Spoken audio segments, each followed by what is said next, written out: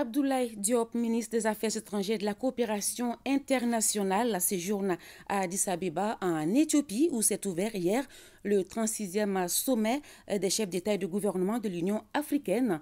Cette visite s'inscrit dans le cadre de la poursuite en marge du 36e sommet de l'Union africaine, du plaidoyer et de la démarche conjointe entamée par les trois pays en transition, à savoir le Burkina Faso, la Guinée et le Mali. C'est en vue de la levée de leur suspension des activités de la CEDEAO et de l'Union africaine. Justement, le président de la Commission de l'Union africaine s'est exprimé sur la question. Le compte-rendu avec Boubacar Kanouté.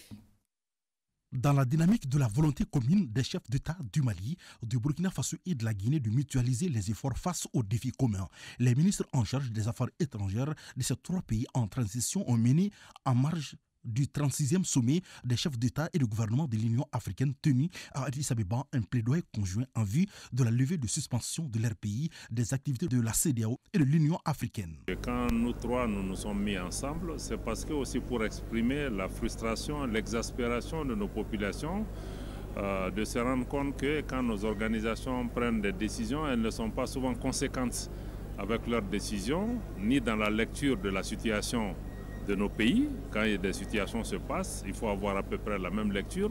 Dans l'application des textes aussi, il faut être conséquent, il faut être cohérent. Je pense qu'il était important le fait que nous nous soyons mis ensemble. Ça nous a donné l'occasion quand même de susciter l'attention et de pouvoir avoir cette écoute-là.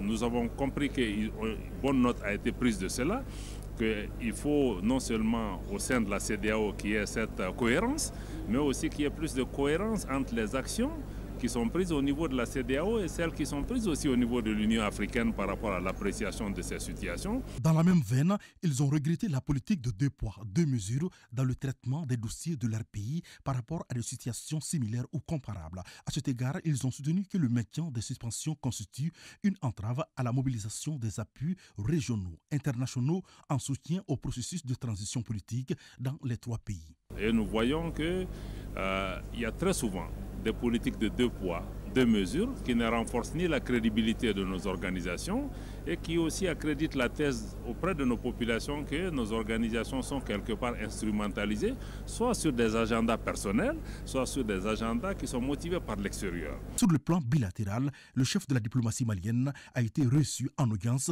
par la présidente de la République fédérale démocratique d'Éthiopie. Il a également rencontré ses homologues du Rwanda, d'Algérie, du Gabon, de la Mauritanie, ainsi que le secrétaire exécutif du mécanisme africain d'évaluation par les pairs et le haut représentant de l'Union africaine pour la Somalie, avec lesquels il a abordé les questions d'intérêt commun.